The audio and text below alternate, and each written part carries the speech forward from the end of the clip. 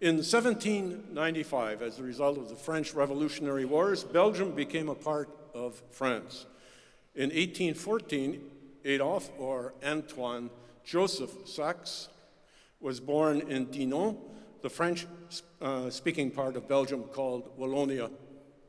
Son of an established and respected instrument manufacturer, Adolphe followed in his father's trade.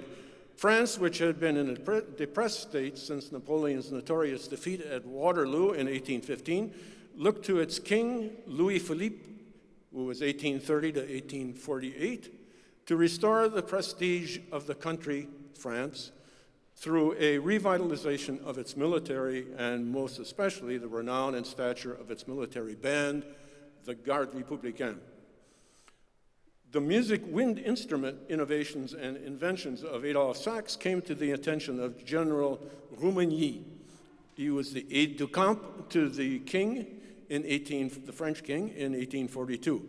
Rumigny's brother at that time was the French ambassador to Belgium.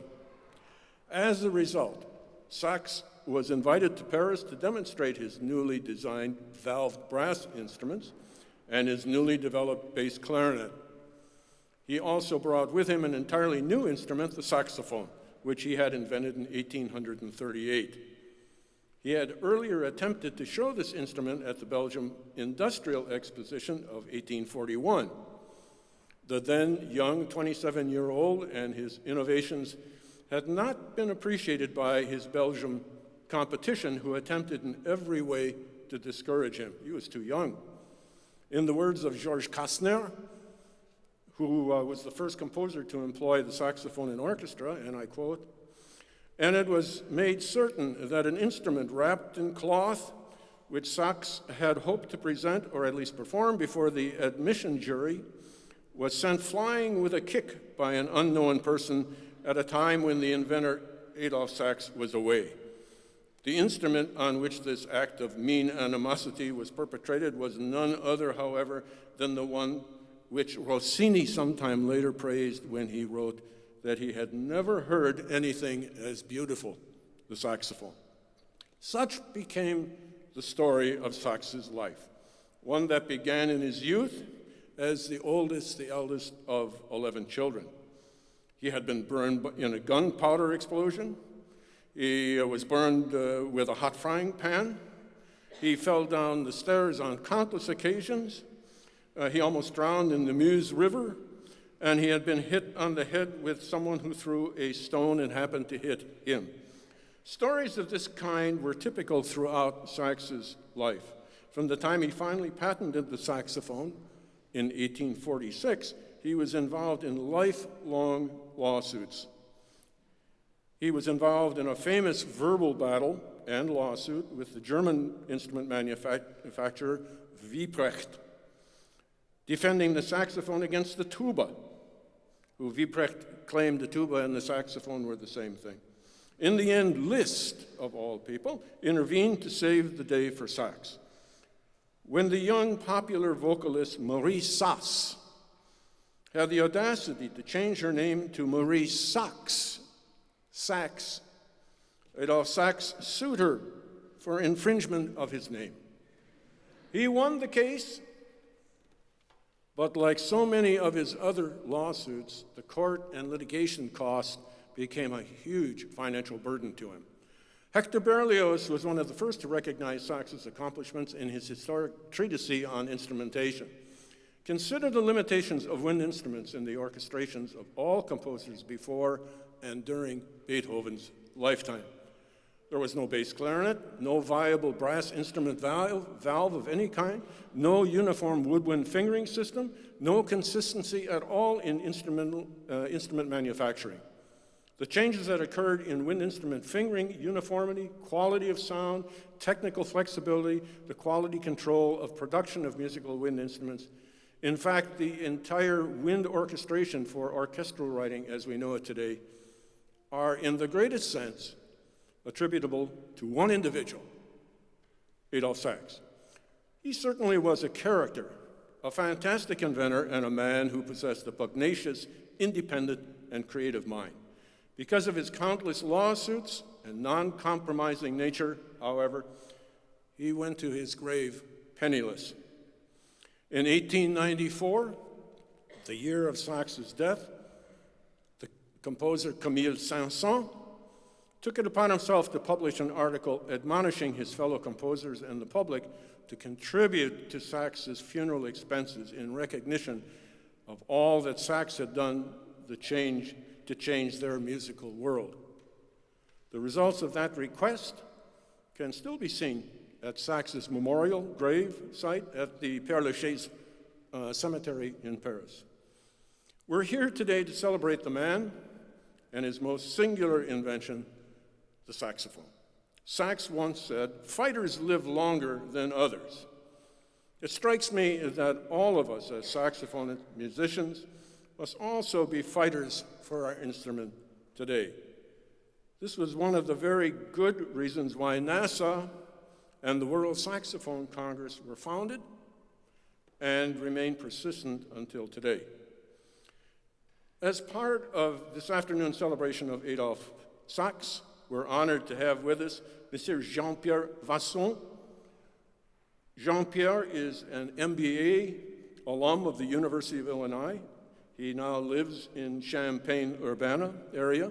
He was once the chef and primary owner, I didn't know this until just recently, of Jean-Pierre's restaurant here in Champaign, for you people from Champaign. He presently serves as the Director of Business Development in North America for Wallonia, Belgium. Please welcome Monsieur Vasson.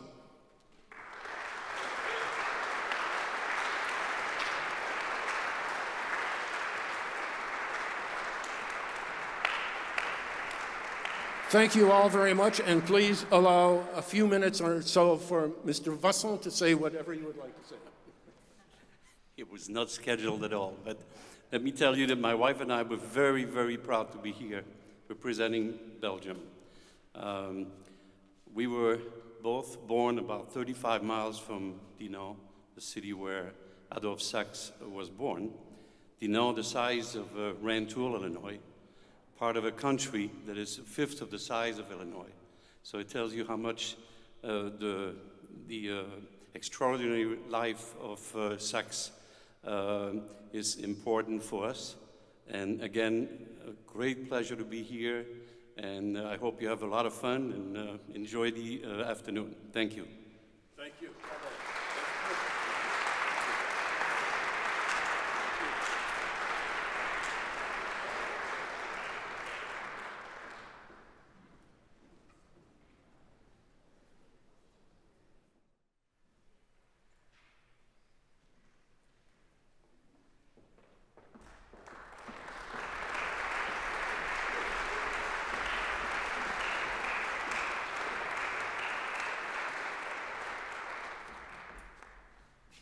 We're going to lighten things up a bit here.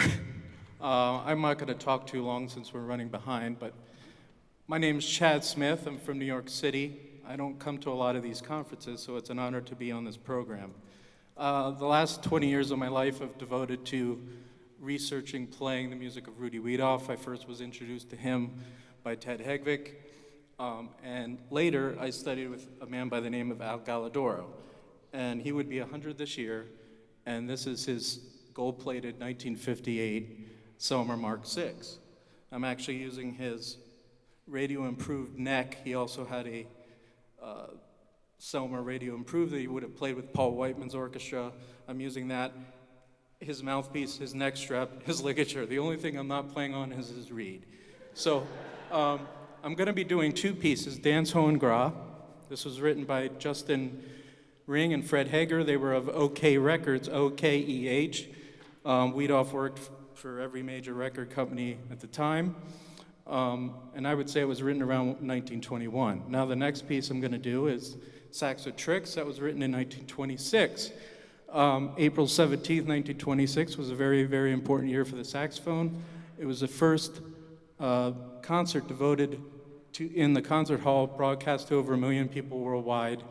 And actually Arnold Brohart, who made this strap, was a close friend of Wiedoeft, was also on that concert. So we're going to do Danse Hongroise, Sax-O-Trix.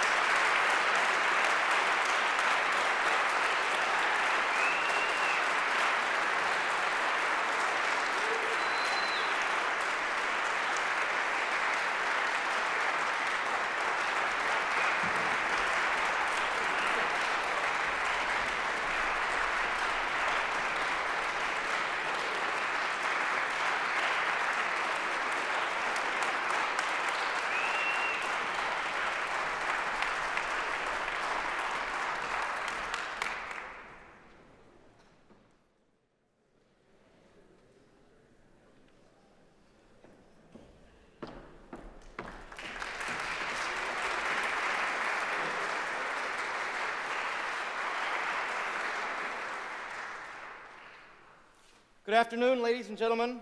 Can you hear? Better. Friends and colleagues, without the genius of one man, Adolphe Sax, the man that we're honoring today, none of us would be here this weekend. And certainly our lives would have all taken a different course. So it's appropriate that we honor him in this way. The Wagnerian saxophone. Yeah, wouldn't it have been great if only the master had written something for saxophone? About how many composers have we said that? But let's begin by taking a short journey back in time. I'm going to lower this. I think he's a little taller than I am. The year is 1940. The location, New York City, where construction for Rockefeller Center has just been completed. The war is raging in Europe. FDR has been elected for a third term. Winston Churchill has become the Prime Minister of England. The Nazis are on the move, and America has remained isolationist. Sir John Barbaroli is the conductor of the New York Philharmonic. In fact, just a few months earlier, he had a saxophone soloist for the first time ever in the history of the New York Philharmonic. Sigurd Rascher played there in November of '39. Dr. Walter Damrosch is retired now as conductor of the New York Symphony Orchestra. And it's to the home of Dr. Walter Damrosch that we're going to visit today. He was a German-American. His father was Leopold Damrosch, a friend of Wagner and Liszt, the conductor in Europe. They immigrated to America and brought the music of Wagner to America. Father and son were one after the other, the Wagnerian conductors at the Metropolitan Opera. And as I said, Walter Damrosch conducted the New York Symphony Orchestra, which was the other orchestra in the city at that time. So we're making our way to their home for the joyous occasion of their 50th wedding anniversary. And among today's many musical elite guests in the Damrosch home is the aging French-American flutist Georges Barrère. So we'll invite Georges Barrère to make his way to the stage. Georges Barrère was the first flutist to play in the premiere of Debussy's Prelude to the Afternoon of the Faun. He came to America at Damrosch's invitation at the turn of the century, played principal flute in the New York Symphony. The beautiful Griffiths poem was written for him, and just 4 years ago, 1936, Edgar Varèse wrote his landmark Density 21.5. That is the density of the platinum flute that he premiered on the occasion of that piece. So welcome, Mr. Damrosch. Our next guest is...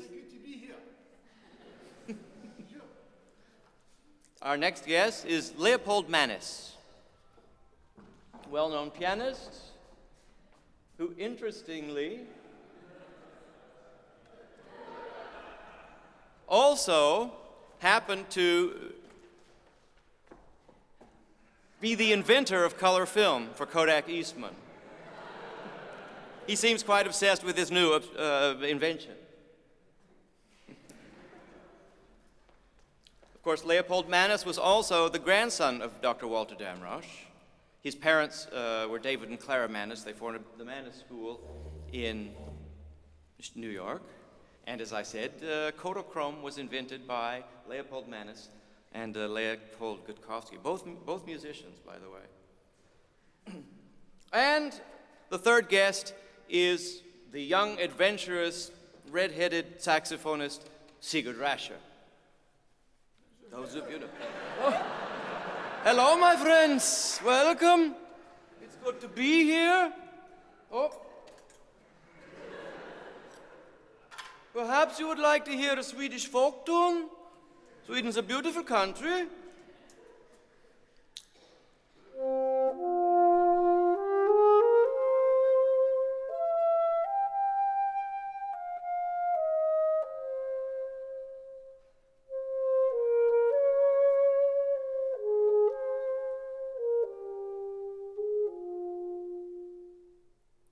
already know that one, I guess. Fine. So, shall we begin?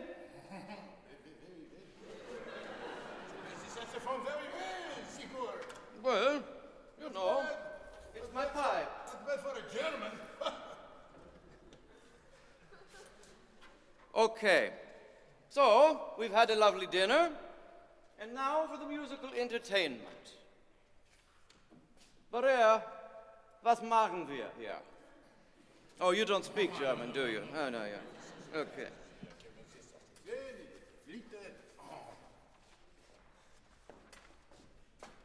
In honor of your 50th wedding anniversary, Dr. and Mrs. Damrosch, we've prepared a little skit for you. What is it we're doing again? Is it a stone? Is it Zulda? Love duet. Love. The love duet, in a very abbreviated form, from Tristan und Isolde. Tristan und Isolde. Rasha really wore this. He wore it. He wore this during the duet. Not this particular Not wig. this, not the anyway. Yeah, it becomes you. Becoming what? I don't know. Well, you'll find out.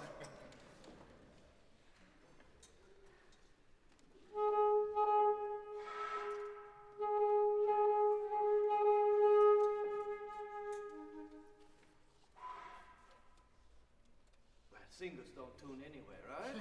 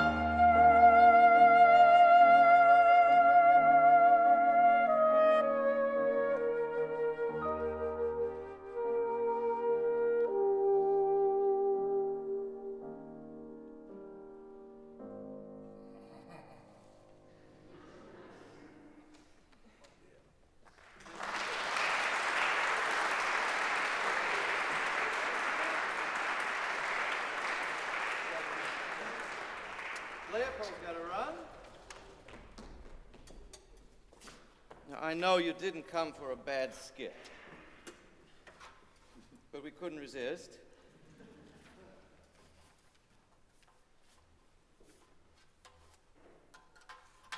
Following that little entertainment,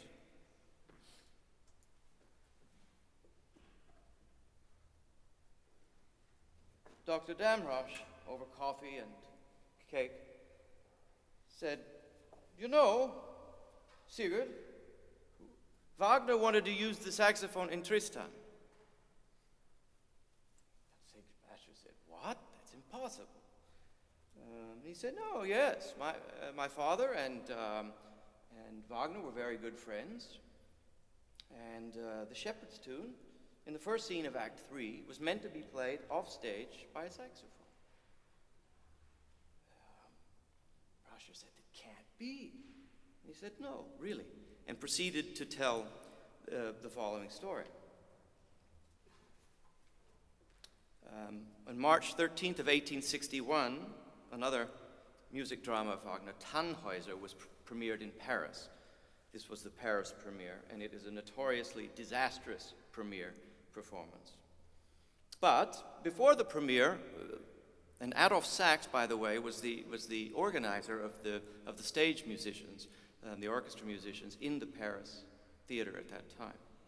And Wagner wrote a note to the Paris Opera Theater saying, if you can't find the 12 horns that we need for Tannhäuser, have Sax substituted with a suitable replacement, for example, saxophones. He wrote that letter to the Paris Opera. So obviously Wagner knew the saxophone at this time. So it's exactly what happened. But the premiere, as I said earlier, was a disaster. Wagner was so eager to have his work premiered in Paris that he agreed, as everyone had to do who produced an opera there, that there would be a ballet, even though there was no ballet. The Parisians loved to have that in the opera, and usually it took place in the second act. And Wagner said, "Okay, I'll do it, but we're putting it in the first act." So he put the ballet in the first act, but many of the Parisians liked to skip the beginning and have a nice dinner and some wine and show up in time for the dance. And when they got there and the dance was already done, they were livid. And there were catcalls and boos and hisses, and almost stopped the performance. We went on for 3 nights, and Wagner said, "That's it," and canceled the performances. They'd had 146 rehearsals. And there were saxophones and sax horns in the substituting for horns in the orchestra. That we know. That's history. And it was at the same time, 1861, that Wagner was looking for a premiere location for Tristan, which had been written a few years earlier. Now, according to Walter Damrosch, the Shepherd's Tune in Tristan had been written for saxophone. What we do know is that it was a disastrous experience, and Wagner was very bitter about it. In his biography, many years later, he wrote about the Tannhäuser premiere and said that he had to deal with the terrible man Adolphe Sax, and that he used all sorts of sax horns and saxophones as replacements for horns because they couldn't find the 12, even though he requested that as a possibility earlier on. So clearly the experience left a bad taste in his mouth, in his mind. Do we know that he wrote the Shepherd's Tune originally for the saxophone? No. And I haven't found any corroborating evidence to suggest that. This is an article, by the way, written years ago by Sigurd Rascher in one of the saxophone symposiums. Many of you may be familiar with the story. Haven't found any corroborating evidence, but I'm looking for it. And at the very least, it's an interesting story. And Walter Damrosch that day proceeded to write out the solo. We still have that manuscript writing in the Sigurd Rascher archive at Fredonia. And it fits the range. It fits the range perfectly. We know he knew the instrument. We know that he had a bad experience in Paris with the opera and with Adolphe Sax, who might have been a difficult person to deal with. But of course, Wagner had quite a reputation too. And what I would like to do now is play the Shepherd's Tune, which eventually was according to Damrosch, changed to the English horn, and that's how we all know it. It's played off stage in the opera, but I would like to play it on an original 1859 Adolphe Sax saxophone. So this is the type of instrument that Wagner would have known and heard. This particular instrument came directly from the Sax factory. It was manufactured in 1859 or 60. So before the first patent ran out, that's the saxophone. Adolphe Sax no doubt had his hands on that particular instrument. This particular instrument was Sigurd Rascher's. It was given to him by another guy named Wagner, Doc Wagner actually, who was head of the Buscher Band Company in the 50s. And it's been recently restored by Music Medic. They've done a beautiful job, and thought it might be interesting to hear this little shepherd's tune on an original sax instrument.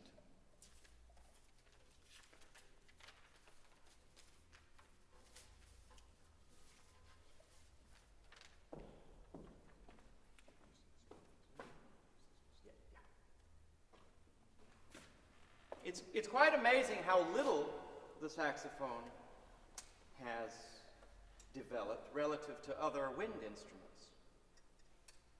Having said that, this is a horse of a different color, even from the old antique that I play. You can see there's a double octave key. It's slung very differently from modern saxophones or even saxophones from the 30s. The neck pipe comes straight in. So it's been interesting to try to sort out exactly how players from this time played the instrument. There are a couple of ways one could do it. You could hold it in front of you, and I suspect it was as varied then as it is now, even though there weren't nearly as many players. I'll play here, but the sound and response isn't quite as good, and I prefer to play it a little further up, even though it twists the back a bit out of position from where it really wants to go. So, the double octave, you might hear that. I hope you don't, but you might.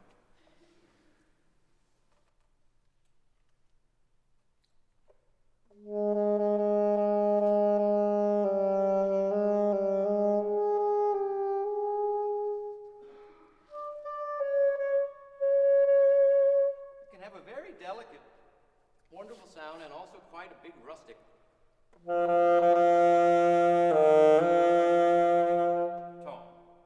And a very interesting scale.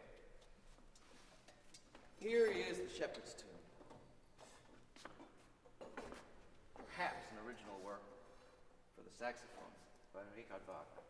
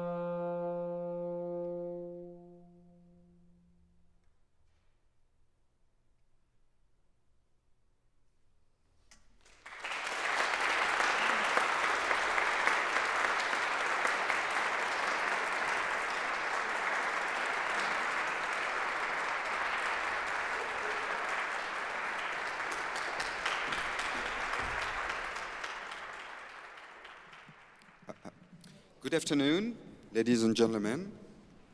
It's a real pleasure to be here today with you in order to pay a tribute to Adolphe Sax. In France, we are used to making fun of our neighbors, the Belgians, just like you with the Canadians. But in the case of Adolphe Sax, we'll make an exception. The Henri Selmer Paris company owes a lot to the work of Mr. Sax. Without his genius, the past and present of Henri Selmer Paris would have been very different. Only 6 years after the introduction of the first Selmer saxophone in 1922, Henri Selmer Paris purchased the Adolphe Sax company in 1928, 34 years after Adolphe Sax passed away. The two companies were neighbors in Montmartre, north of Paris, one on each side of the hill. The Adolphe Sax workshops were located on Rue Mira at that time. The Selmer company kept the manufacturing of its brass instruments in this building until the 1980s. A large portion of the workers from the Sax companies were integrated to the Selmer company, and with them their know-how and expertise. That's maybe what allowed Selmer Paris to become the first professional saxophone manufacturer in the world a few years later. Some of the Selmer saxophone from this period had both names, Sax and Selmer, engraved on the bell. If you find one, please don't call our after-sales service to complain. It's totally normal. Some saxophone of the late 20s were made with pieces from the two companies. We still have in our showroom in Paris that you're all welcome to visit some of Adolphe Sax prototypes that never went into production.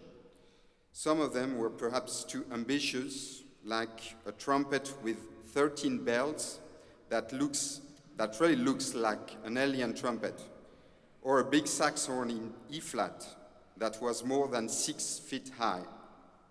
Seeing these futuristic instruments, nowadays we can easily imagine how difficult it was for him to be understood, especially considering the many enemies against whom he had to fight. Even 169 years after he patented the saxophone, the instruments made today look very similar to his designs.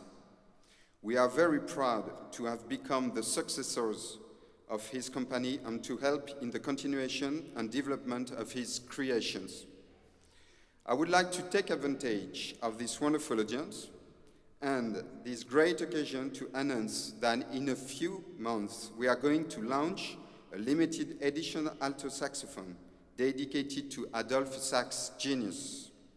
This model won't only be an intricately designed and beautiful instrument with a specific finish, but will also tell the story of the saxophone through history from its beginning in 1846 until today. Thank you, Mr. Sax, and happy birthday. Thank you.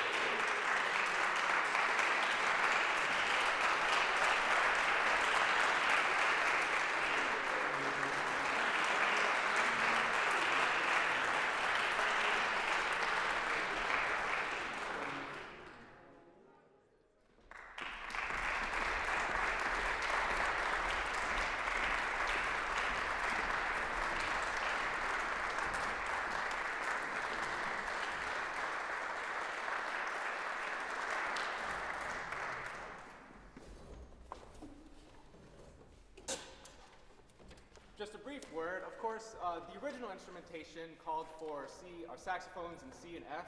We don't have a full lineup ready for you, so we will do the modern transcription done by Sigurd Roscher. Thank you.